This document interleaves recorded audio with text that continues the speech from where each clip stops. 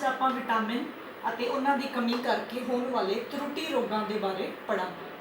Vitamin ਆਮ ਤੌਰ ਤੇ ਹੀ ਇੱਕ ਸੁਣਿਆ ਹੋਇਆ ਸ਼ਬਦ ਹੈ। ਵਿਟਾਮਿਨ ਕੀ ਹੁੰਦਾ ਹੈ? ਇਹ ਸਾਡੇ ਸਰੀਰ ਨੂੰ ਰੋਗਾਂ ਤੋਂ ਬਚਾਉਂਦੇ ਹਨ, ਸਾਡੀਆਂ ਅੱਖਾਂ, ਦੰਦਾਂ ਅਤੇ ਮਸੂੜਿਆਂ ਆਦਿ ਦੀ ਸੰਭਾਲ ਕਰਦੇ ਹਨ ਅਤੇ ਇਹਨਾਂ ਨੂੰ ਰੋਗਾਂ ਤੋਂ ਬਚਾਉਂਦੇ ਹਨ।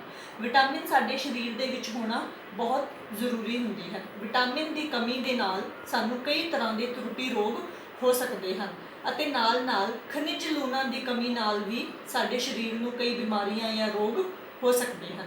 ਸਾਡੇ ਸਰੀਰ ਦੇ ਵਿੱਚ ਵਿਟਾਮਿਨ ਕਈ ਪ੍ਰਕਾਰ ਦੇ ਹੁੰਦੇ ਹਨ, ਜਿਵੇਂ ਕਿ vitamin A, vitamin B, vitamin C, vitamin D, vitamin E ਅਤੇ ਵਿਟਾਮਿਨ ਕੇ। ਇਹ ਸਾਰੇ ਸਾਡੇ ਸਰੀਰ ਨੂੰ ਵੱਖ-ਵੱਖ ਤਰੀਕਿਆਂ ਨਾਲ ਊਰਜਾ ਅਤੇ ਸਾਂਭ ਸੰਭਾਲ ਪ੍ਰਦਾਨ ਕਰਦੇ ਹਨ। ਇਹਨਾਂ ਦੇ ਸਰੋਤ ਵੀ ਵੱਖੋ ਵੱਖਰੇ ਹਨ। ਸਭ ਤੋਂ ਪਹਿਲਾਂ ਵਿਟਾਮਿਨ ਏ, ਇਹ ਸਾਡੀਆਂ ਅੱਖਾਂ ਅਤੇ ਚਮੜੀ ਦੇ ਲਈ ਬਹੁਤ ਹੀ ਜ਼ਰੂਰੀ ਵਿਟਾਮਿਨ ਹੈ। ਵਿਟਾਮਿਨ ਏ ਦੀ ਕਮੀ ਦੇ ਨਾਲ ਜੋ ਤਰੁੱਟੀ ਰੋਗ ਪਾਇਆ ਜਾਂਦਾ ਹੈ ਉਸ ਨੂੰ ਅੰਧਰਾਤਾ ਕਹਿੰਦੇ ਹਨ, ਜਿਸ ਨਾਲ ਅੱਖਾਂ ਦੇ ਵਿੱਚ ਕਮਜ਼ੋਰੀ ਆ ਜਾਂਦੀ ਹੈ, ਅੱਖਾਂ ਦੀ ਰੋਸ਼ਨੀ ਦੇ ਵਿੱਚ ਕਮਜ਼ੋਰੀ ਆ ਜਾਂਦੀ ਹੈ। ਜ਼ਿਆਦਾਤਰ ਰਾਤ ਨੂੰ ਨਜ਼ਰ ਜੋ ਹੈ ਉਹ ਕਮਜ਼ੋਰ ਹੋ ਜਾਂਦੀ ਹੈ, ਹਨੇਰੇ ਦੇ ਵਿੱਚ ਘੱਟ ਦਿਖਾਈ ਦਿੰਦਾ ਹੈ।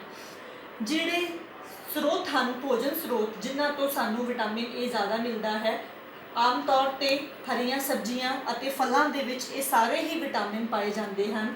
ਜ਼ਿਆਦਾਤਰ ਗਾਜਰ ਦੇ ਵਿੱਚ, ਚੁਕੰਦਰ ਦੇ ਵਿੱਚ ਵਿਟਾਮਿਨ ਏ ਦੀ ਮਾਤਰਾ ਜੋ ਹੈ ਉਹ ਜ਼ਿਆਦਾ ਪਾਈ ਜਾਂਦੀ ਹੈ।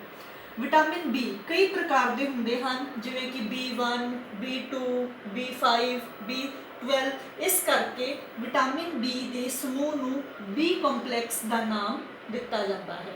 ਇਹ ਵੀ ਸਾਡੇ ਸਰੀਰ ਨੂੰ ਅਤੇ ਮਾਸਪੇਸ਼ੀਆਂ ਨੂੰ ਊਰਜਾ ਪ੍ਰਦਾਨ ਕਰਨ ਦਾ ਕੰਮ ਕਰਦਾ ਹੈ।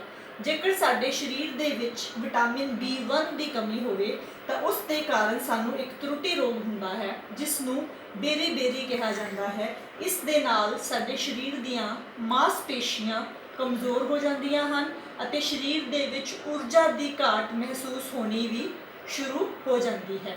ਹਰੀਆਂ ਸਬਜ਼ੀਆਂ ਅਤੇ ਫਲ ਵਿਟਾਮਿਨ ਬੀ ਦਾ ਮੁੱਖ ਸਰੋਤ ਹੈ।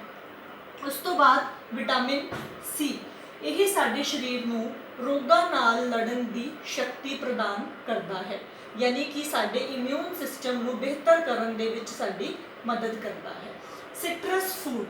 ਸਿਟਰਸ ਫੂਡ ਆਮ ਤੌਰ ਤੇ ਬਾਜ਼ਾਰ ਦੇ ਵਿੱਚ, ਜਿਵੇਂ ਕਿ ਨਿੰਬੂ, ਕਿੰਨੂ, ਸੰਤਰਾ, ਇਹ ਸਾਰੇ ਸਿਟਰਸ ਫੂਡ ਹਨ ਜੋ ਕਿ ਵਿਟਾਮਿਨ ਸੀ ਇਹਨਾਂ ਦੇ ਵਿੱਚ ਬਹੁਤ ਵੱਡੀ ਮਾਤਰਾ ਦੇ ਵਿੱਚ ਹੁੰਦਾ ਹੈ।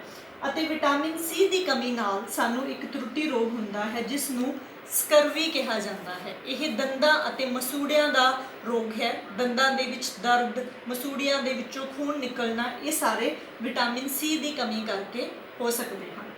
ਵਿਟਾਮਿਨ ਡੀ, ਇਹ ਹੱਡੀਆਂ ਅਤੇ ਦੰਦਾਂ ਲਈ ਕੈਲਸ਼ੀਅਮ ਦੀ ਵਰਤੋਂ ਕਰਨ ਦੇ ਵਿੱਚ ਬਹੁਤ ਸਹਾਇਕ ਵਿਟਾਮਿਨ ਹੈ। ਆਮ ਤੌਰ ਤੇ ਵਿਟਾਮਿਨ ਸੀ ਸਾਨੂੰ ਸੂਰਜ ਦੀ ਰੋਸ਼ਨੀ ਤੋਂ ਹੀ ਮਿਲ ਜਾਂਦਾ ਹੈ। ਥੋੜੀ ਦੇਰ ਧੁੱਪ ਦੇ ਵਿੱਚ ਬੈਠਣਾ ਬਹੁਤ ਜ਼ਰੂਰੀ ਹੁੰਦਾ ਹੈ, ਕਿਉਂਕਿ ਸੂਰਜ ਦੀ ਰੋਸ਼ਨੀ ਦੇ ਵਿੱਚ ਵਿਟਾਮਿਨ ਡੀ ਹੁੰਦਾ ਹੈ ਅਤੇ ਇਹ ਇੱਕ ਕੁਦਰਤੀ ਤਰੀਕਾ ਹੈ ਵਿਟਾਮਿਨ ਡੀ ਲੈਣ ਦਾ। ਇਸ ਲਈ ਇਸ ਨਾਲ ਸਾਡੀਆਂ ਹੱਡੀਆਂ ਬਹੁਤ ਮਜ਼ਬੂਤ ਹੁੰਦੀਆਂ ਹਨ ਅਤੇ ਕਈ ਤਰ੍ਹਾਂ ਦੇ ਜੰਤੂ ਸਰੋਤ, ਜਿਵੇਂ ਕਿ ਦੁੱਧ, ਅੰਡਾ, ਮਾਸ, ਮੱਛੀ, ਇਹ ਸਾਡੇ ਸਰੀਰ ਨੂੰ ਵਿਟਾਮਿਨ ਡੀ ਪ੍ਰਦਾਨ ਕਰਦੇ ਹਨ। ਉਸ ਤੋਂ ਇਲਾਵਾ ਸਾਡੇ ਸਰੀਰ ਦੇ ਵਿੱਚ ਖਣਿਜ ਲੂਣਾਂ ਦੀ ਕਮੀ ਦੇ ਨਾਲ ਵੀ ਰੋਗ ਹੁੰਦੇ ਹਨ। ਜੇਕਰ ਸਾਡੇ ਸਰੀਰ ਦੇ ਵਿੱਚ ਕੈਲਸ਼ੀਅਮ ਦੀ ਕਮੀ ਹੈ ਤਾਂ ਸਾਡੀਆਂ ਹੱਡੀਆਂ ਅਤੇ ਦੰਦਾਂ ਦਾ ਖੁਰਨਾ ਸ਼ੁਰੂ ਹੋ ਜਾਂਦਾ ਹੈ।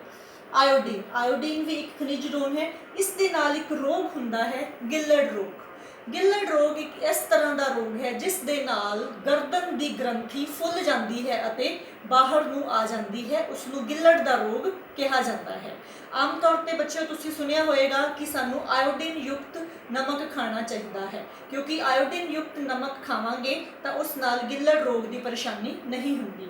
ਅਤੇ ਆਇਓਡੀਨ ਦੀ ਕਮੀ ਨਾਲ ਕਈ ਤਰ੍ਹਾਂ ਦੇ ਮਾਨਸਿਕ ਵਿਕਾਰ ਜ਼ਿਆਦਾਤਰ ਬੱਚਿਆਂ ਦੇ ਵਿੱਚ ਦੇਖਣ ਨੂੰ ਮਿਲਦੇ ਹਨ, ਜੇਕਰ ਉਹਨਾਂ ਦੇ ਸਰੀਰ ਦੇ ਵਿੱਚ ਆਇਓਡੀਨ ਦੀ ਕਮੀ ਹੋਵੇ।